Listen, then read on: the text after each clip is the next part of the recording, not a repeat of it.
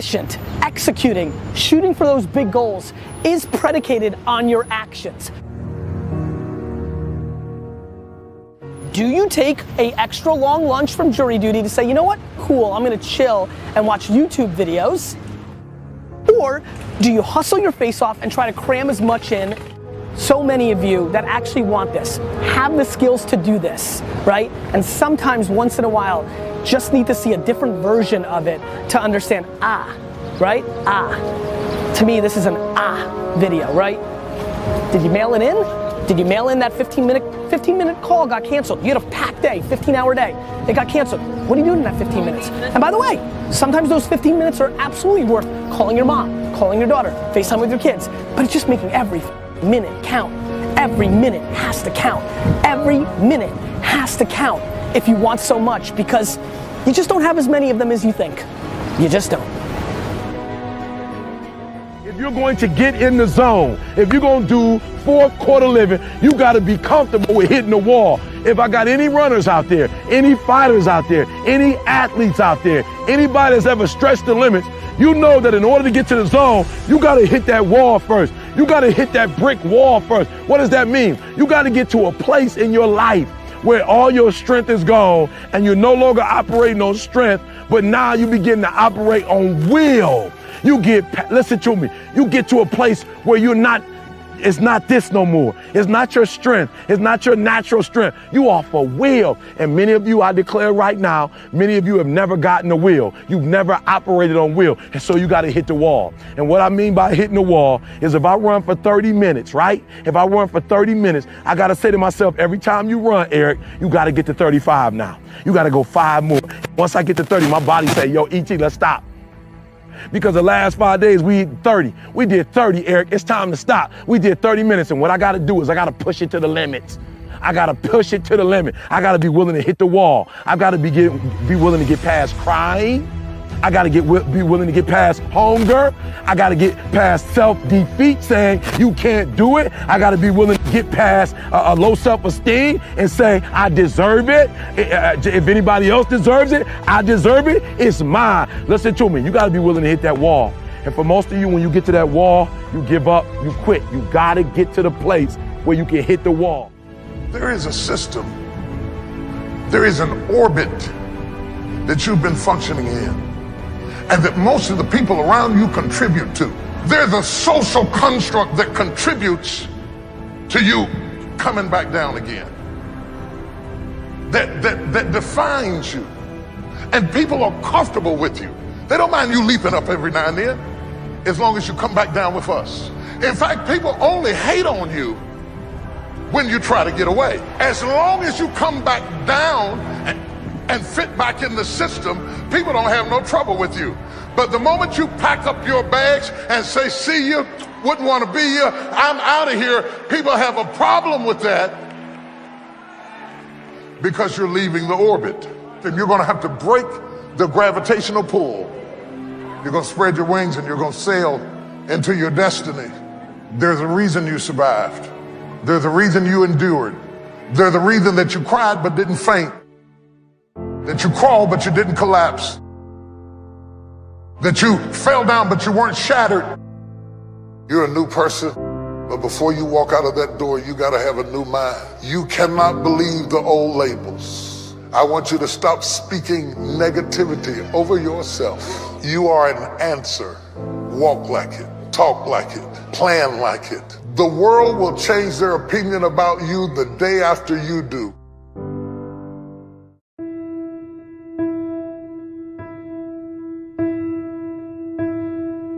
We live in a world that we want to be as comfortable as we can. And we wonder why we have no growth.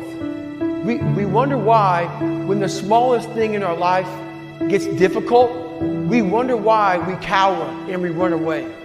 Because we are kind of living our whole life is set up that way. Our whole life is set up in the path of least resistance. We don't want to suffer. We don't want to feel discomfort. So the whole time we're living our lives in a very comfortable area. There's no growth in that. People who live with either anxiety or things that are not complete have not yet made a decision to move on. Whatever it is that you're struggling with, or anybody is struggling with, you're probably really frustrated with yourself because you know what to do to lose weight, but you can't make yourself do it.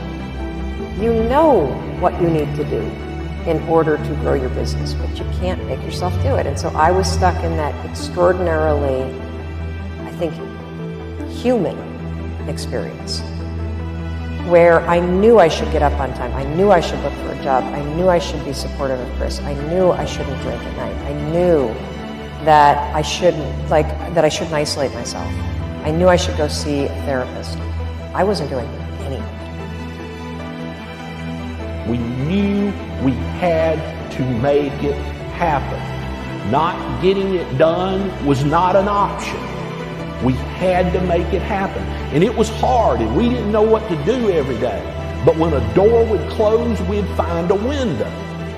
You've got to win. You got to take responsibility for where you're at. You got sometimes even if it's not your fault, and then you got to go get after it.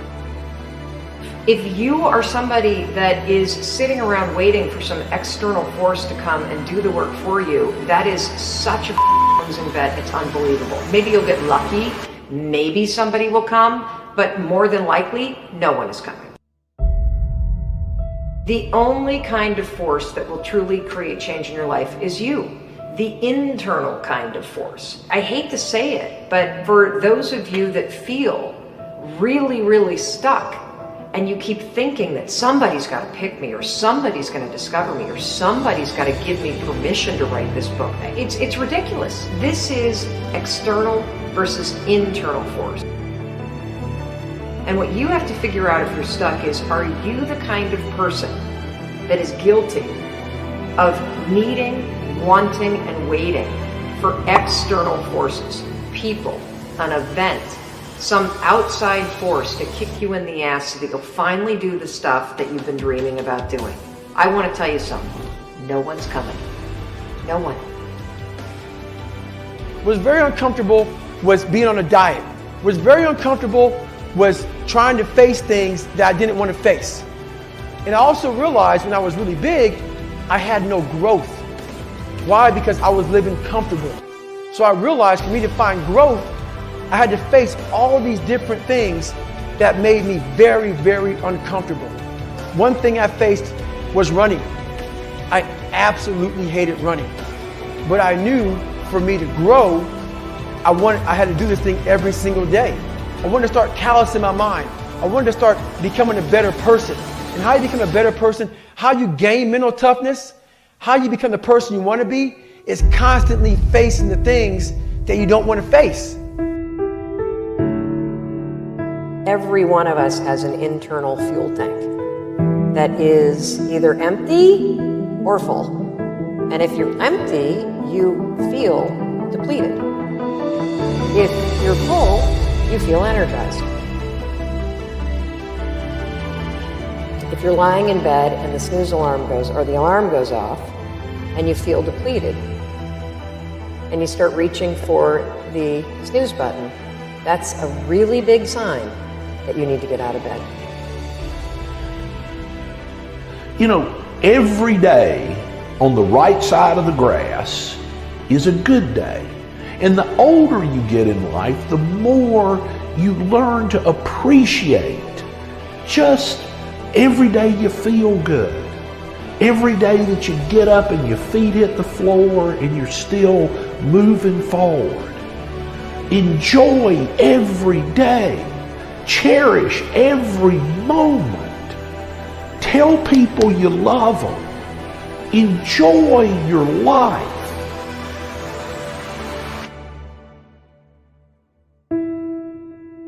Act the way you want to feel, and soon you'll feel the way you act. Life is short. Life is precious. What are you waiting on to get happy? Have an attitude of gratitude. Be thankful for each day. And not just one time a year. carry that feeling throughout the year. I believe this is my due season year. This is my year to accomplish dreams, to break free from this depression. This is my year to meet the right people. This is my year to get healthy and whole. Anything you want, you can get, but you have to be honest about it. And this is really what I encourage people to do. In order to be successful at anything, it has to be what you truly love.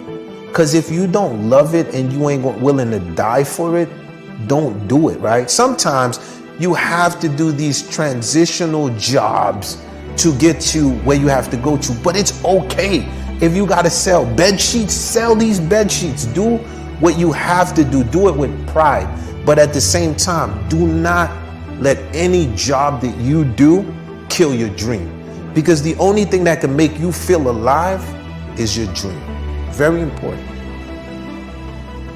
I believe anything is possible, right? I live in the world of possibility. And I also believe that we can accomplish anything with our two hands and just putting in the work with our two hands. And also, you hear this often, but it's really, really true. You got to find something. If you love what you do and be passionate about what you do and find something that you can be passionate, like, it really helps. You know, it gives you that motivation when you wake up in the morning.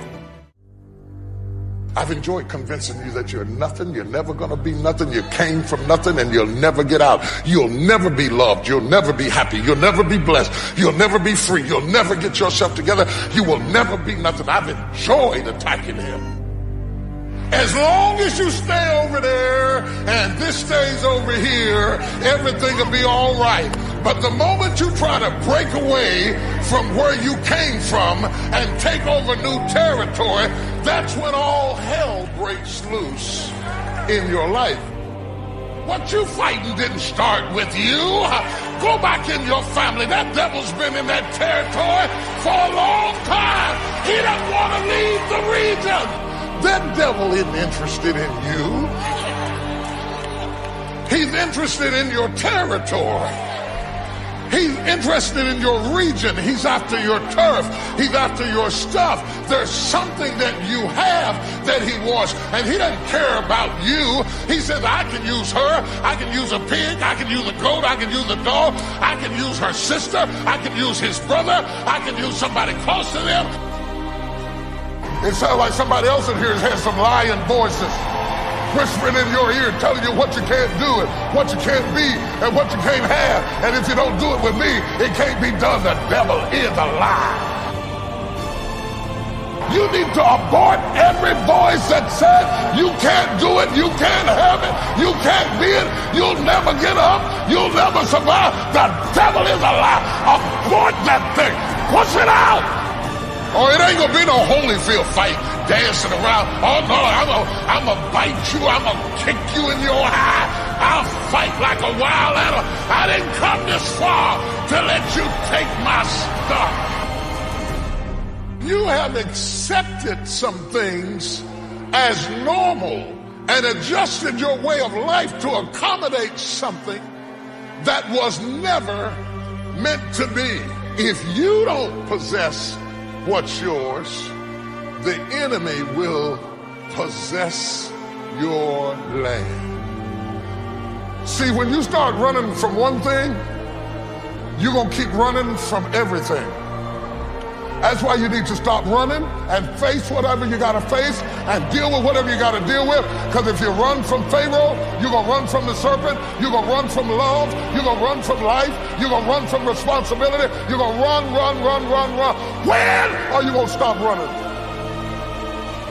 This is a marching legion of enemies that are coming against you to bring you down. You think I'm gonna roll over and play dead while you take over my stuff? The devil is a lie. I will fight you. I don't mean no fancy fight. I mean I'll claw and kick and scratch and bite your nose. I'll fight you. When he got through messing with your daddy, now he's gonna mess with you. When he got through messing up your sister, now he's after you. But I came to serve notice on the devil today. It stops right here.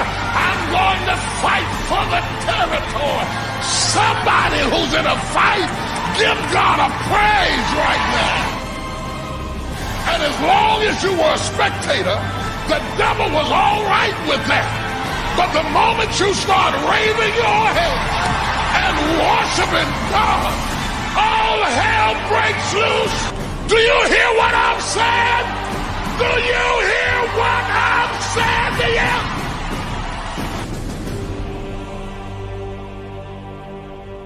you? You got to hear this.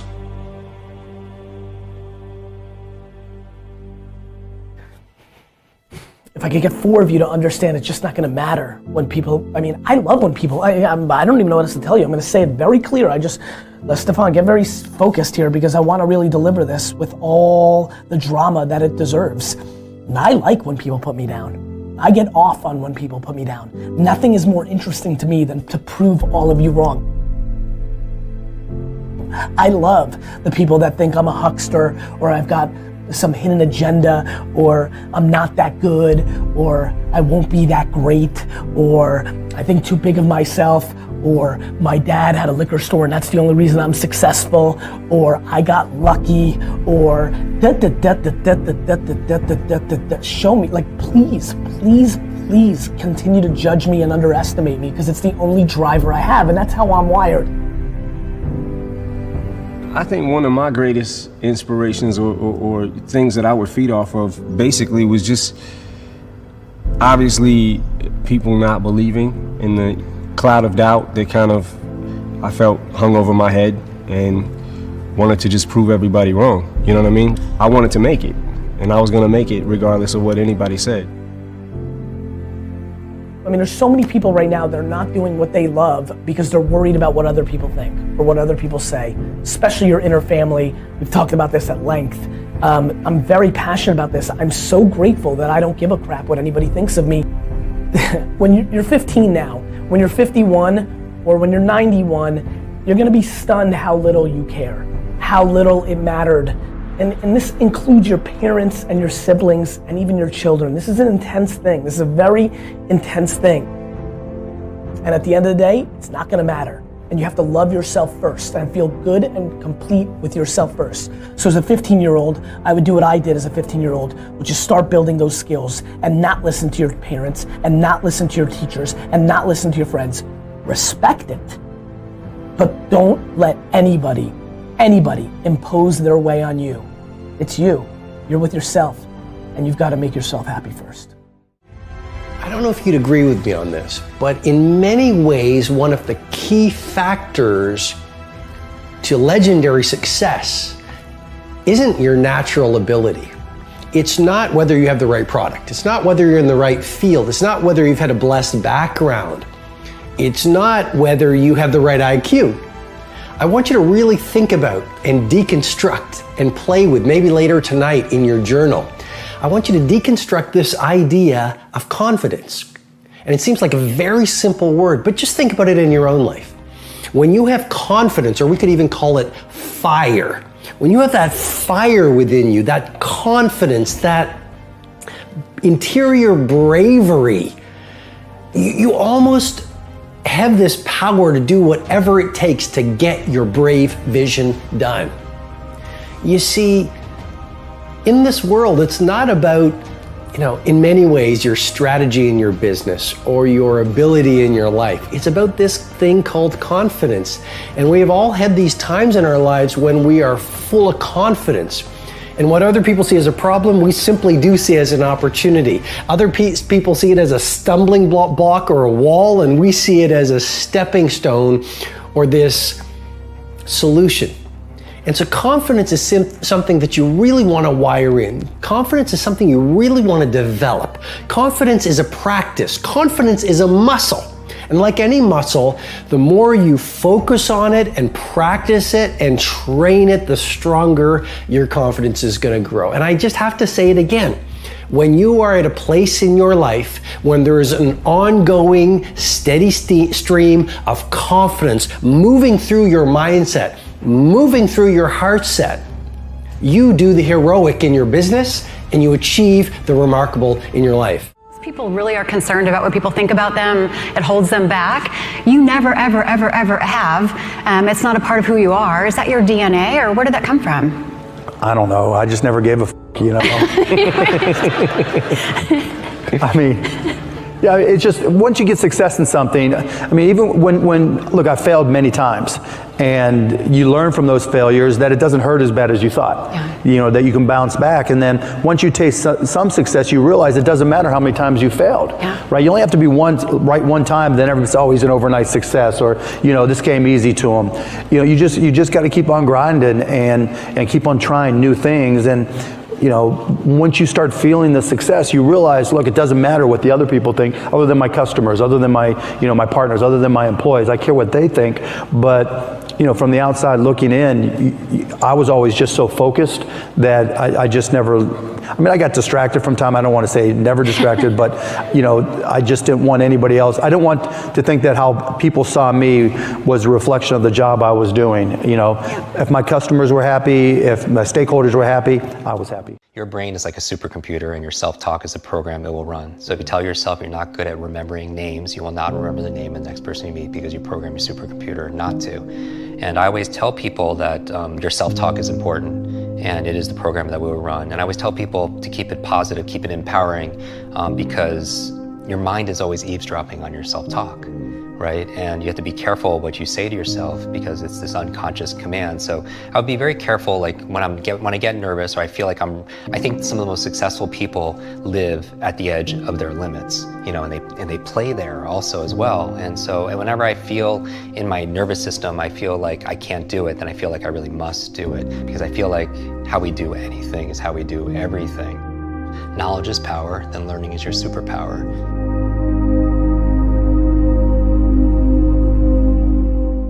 I had the brain injury when I was 5 years old, and I suffered all through elementary school, all through middle school, all through high school, and so it was like a good 14 years and a lot of it was, you know, this thing where it's, even as a young age, maybe I was pretending that everything was fine and I'd be struggling. It's kind of like that metaphor of a duck on a pond, and you see it's like all calm and relaxed, but underneath it's just like hustling really, really fast. And people don't always see what's below the iceberg. But for me, I struggled privately. And my parents, because I grew up with these challenges, and I didn't have a lot of people to talk to, because when you feel like you're broken, you don't connect with a lot of people. So on top of everything, I was also painfully shy. I was introverted, but I was also shy and very reserved. And I would always sit in the corner. And I've never talked about this publicly, but I ask everybody, you know, what their superpower is. And I feel like that my superpower growing up as an insecure kid who felt like he was broken and taught that by adults, that my superpower was being invisible. Whoa. Like, I didn't want to be seen. I mean, I ultimately did want to be seen, and I want to be heard, like most of us, and accepted and acknowledged, but I didn't want the spotlight. Like I would do, for example, my parents instilled like this work ethic about working hard, and so I would do a book report, and even though it was more difficult for me, and to the point where I'd be like, okay, I have it, I was done. But if a teacher asked me in high school to present it in front of a class, I would actually lie and say I didn't do it. Wow. And I would take a 0, and because I was so terrified of being in front of a group of people, and I would throw it out on the way out of class. As they say, what you practice in private, they say you're rewarded for in public, but you have to do the work. And I think that's where I got my work ethic. The challenges is growing up with a brain injury and labeled the boy with a broken brain. I had to work so much harder as everybody else, and you wonder why you're not getting those results. So I think having a powerful mindset, being unstoppable, or just having the ability to go and succeed, whatever success is for you, you have to be growing, because if you're not growing, then you're backsliding, right? But you also need a level of grit, and I think grit, just like growth, is a muscle. It's something that you need to sharpen through challenge, because through the challenge you get all the change that comes from it. I would say that if I'm effective having an impact on stage, and we all have a stage of our life, whether it's on a physical stage or, you know, just going through our day, right. That I challenge my grit and my ability to persist, because motive matters, right? And what drives us. I always tell people that there's a success formula. I subscribe to it. I call it H-cubed, that it goes from your head to your heart to your hands. Especially in the personal development space, or what they teach you about goal setting. You could affirm things in your head, or think things in your head, or visualize things in your head. But if you're not acting with your hands, there's something that's missing, right? There's an incongruency there. And what I tell people is like, check in with the second H, which is your heart, which is the symbol of like emotion, the energy of motion. And so I feel like that's the fuel that fuels the car that gets you to take action for something. And I do believe what got me through it is figuring out what my why was, right? I don't want people to suffer the way I did. If I can do anything about it, for me, it's like no brain left behind, right? Because I live with that identity for so long. And my message to people, whether it's on stage or on the podcast or anything, is that we are more than what we're demonstrating, that we've been sold this lie, that people are taught through school. Like when I do these demos and I on stage memorize 100 names and words and numbers forwards and backwards, and it appears effortlessly, I always tell people I don't do this to impress you, I do this to express to you what's really possible, because the truth is everyone can do this too, and so much more. Apply towards creativity and focus and flow and problem solving and thinking and really overcoming the biggest challenges of their life and maybe even the world. The challenge is we were taught a lie. We were taught a lie that somehow our intelligence, our potential, our learning, our memory somehow is fixed, our creativity is fixed, our thinking is fixed like our shoe size. And what we've discovered, as you know, more about brain science, in the past 2 decades, we've discovered more than the previous 2,000 years. And what we know is that we're grossly underestimating our own capacity to be able to grow, to be able to contribute, to improve our intelligence and our influence and our impact. And I want to kind of pull the veil behind and just say, hey, this is about transcending. This is about ending the trance that we're not good enough, that we're not smart enough, that we're not this genius, and telling the truth. And the truth is we're faster and we're smarter than we think. And not just to be able to memorize things, but be able to really solve significant challenges. And maybe that these challenges that we're going through are the lessons that we need to learn the most. And then some people who learn those lessons feel compelled to be able to share that voice with other people. So it's not just one candle, we just can set things ablaze. My platform is education. And I feel like that growing up, if anyone who's watching this feels like they're overloaded, overwhelmed, and they can't keep up, I always tell people that I don't think it's completely their fault. It's just we all grew up with a 20th century education that prepared us for a 20th century world, which at the turn of the century was working in factories and farms and assembly line. And our education system was mirrored to that. It was assembly line, one size fits all, cookie cutter approach towards education, teaching us things about what to learn, math, history, science, Spanish, but all things we could find online nowadays, right? So what do you need to be able to regurgitate that information for? But it was about what to learn, but not how to learn. And how to think for yourself, how to solve problems, how to be creative, all the things that you can't outsource to like automated or technology, or you can't outsource to Asia. Our value in this world is really our creativity, right? Because that's not something that's easily outsourced. Our ability to create value, be creators, take our vision and turn them into reality, take the invisible and make it visible. But where are the classes on that, right? On how to be able to live your best version of yourself. But I love this because right now classrooms, they don't have 4 walls. I mean, how many people are watching this from how many different countries right now? And you never know who's listening on the other side. And that motivates, inspires the heck out of me. Because what if someone right now is watching this on their smart device and they're in the middle of some like a third world country and they become the next Malala or Elon Musk or what have you. Right. And that's what really juices me. And so education, I feel like a lot of people feel like that when they graduate school, their learning is done. Mm-hmm. In fact, the 2 big dips in cognitive performance is usually when people graduate school, and the second one is when they retire. Like when I'm thinking about when I want to transform or transcend or make a real positive change, I'm looking at all the other areas of ourself. So I'm looking at, for example, our environment. Are people setting up their environment to win? So change doesn't just happen at this level of behavior, but what you have to change the environment. So for example, if you want to stop eating a certain food, it helps to be able to have not have that food in your home, right? So you change the environment. If you want to read more, it helps to help set up your environment where you have the books readily available, where you're going to read it because they perform. How I approach habit change is this area of motivation and this trigger, right? You want to trigger it to help remind you to do the behavior, right? So are you setting up the environment in a way that triggers the behavior that you want? But not only the environment is like the when and the where, but it's also behavior is also the capabilities, because a lot of people want to change a behavior, but they're not training in the abilities.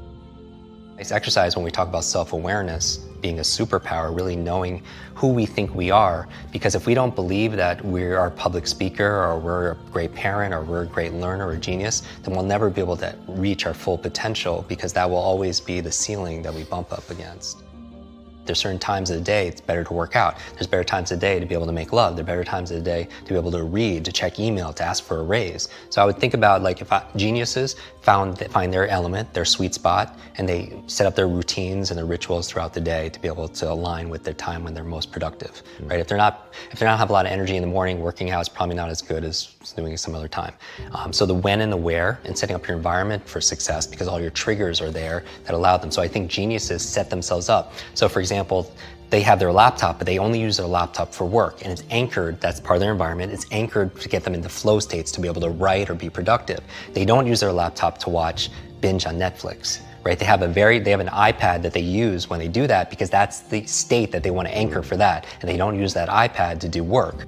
And so my thing when it comes to success rituals and high performance and making an impact is that we all have that sovereignty, we all have that power, and whenever we put it out there and give it out to somebody else, like we're a thermometer, right? The metaphor I always talk about, it's like we're either thermometers or we're thermostats. And a thermometer, you think about the functionality of it, it just reflects what the environment is giving it, right? It just reflects the temperature and stuff.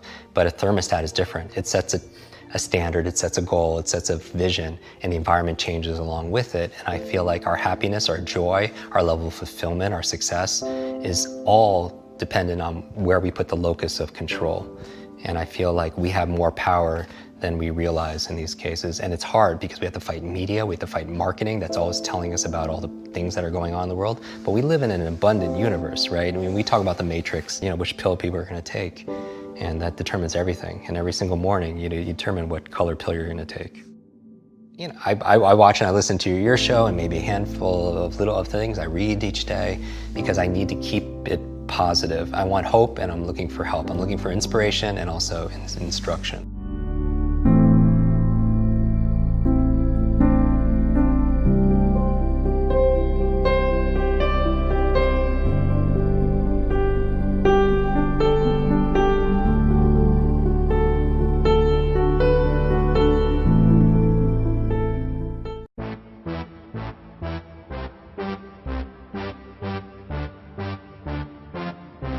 Oh, I'm a gummy bear. Yes, I'm a gummy bear. Oh, I'm a yummy, tummy, funny like a gummy bear. I'm a jelly bear, 'cause I'm a gummy bear. Oh, I'm a moving, grooving, jumping, singing gummy bear. Yummy, yummy, yummy, yummy bear. Yummy, yummy, yummy, yummy bear. Boom, ding, ba,